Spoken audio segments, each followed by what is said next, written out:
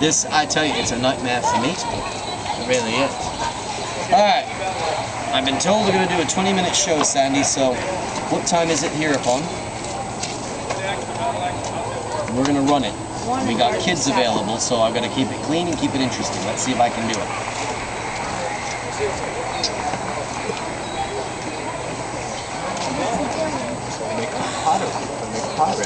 Now, as you can see, I use my own pottery. Never trust a man who's not drinking from his own mug, I'll tell you what. Now, know you this. When people think of pottery, this is what they think of, correct? They think of the wheel, they think of the nice wedged bowls, and they think of making a cup. But you need to understand, this is the very first step in a 5-week process for me. Pottery is not instant. It is not a fast thing at all. As a matter of fact, the first thing you got to do after you wedge the clay, because when the clay comes out of the ground, it's all chunky and things, then you got to wedge it in a block, and that gets shipped, you cut it, and then you wedge it again. Right? Wedging looks like kneading. You missed that this morning. Then you put it on the wheel, and if you'll notice, I lock my hand in. In and straight up we go. Okay, let me move this. There you go, love. And what we got to do here is, you see all the wobbling going on? Well, you've got to align the clay, because you see, clay is made up of plates, right? And those plates are all hibbity-jibbity all over the place. And by spinning them at high speed, bringing them up, and then crushing them back down into almost a spiral, like kind of like the bottom of your tub when you open up the plug and it screws the water down into the pipe. Same deal.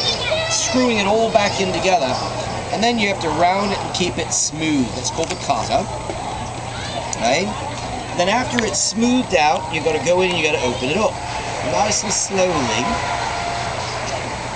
And it takes a bit of practice. Now you'll notice I keep dipping in the water. That's for lubricant. Otherwise you'll lose a finger doing this.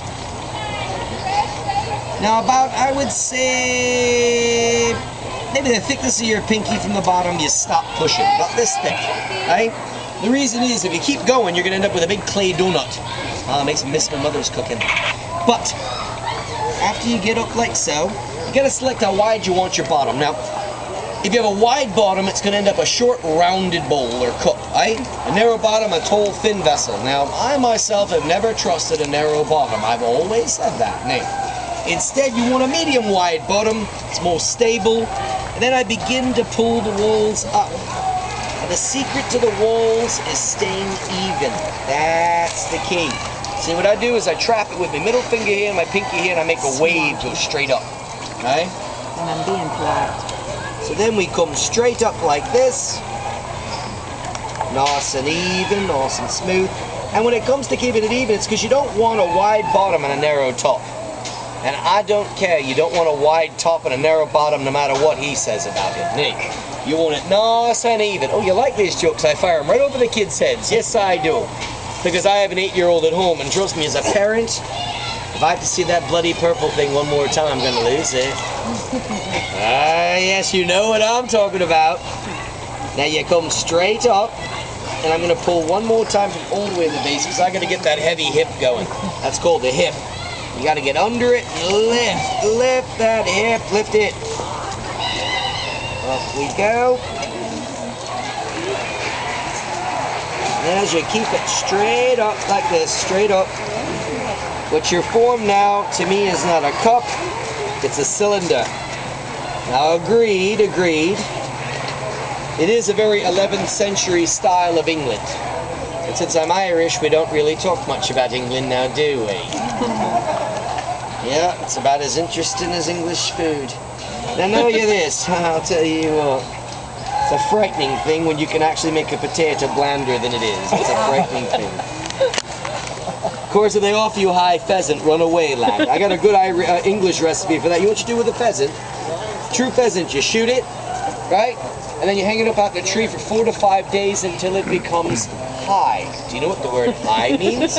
It means half rotten. And then, you know, it's ready when you pull a feather and it comes out easily. Then it's ready to cook. Now, I don't know about you, but we're from Ireland. If you kill it in the dawn, you better eat it by sundown. That's how we do things where I come from. When are you going to be done? Well, the thing about being done, lad, is this. Clay is like a woman. I can only make suggestions, but it's not done till it says it's done. That's how it works. And a good man learns to play these things, doesn't he, boyo? See, he's been married a while. He laughs and looks to one side, I can tell. Ah, yes. Survival of the fittest, boyo. I've been married 13 years this Hallows Eve. And so far, no major homicides and no major blood loss, so we're doing well. My wife's a good girl, very supportive of my craft. Of course, she's Irish and Spanish and Puerto Rican, so we keep her very happy. Yes, I like chewing my food. Now, the next thing, after you've given it a bit of shape, is I'm going to take a rib. Actually, you know what? I want to really bow that out. I want to make a true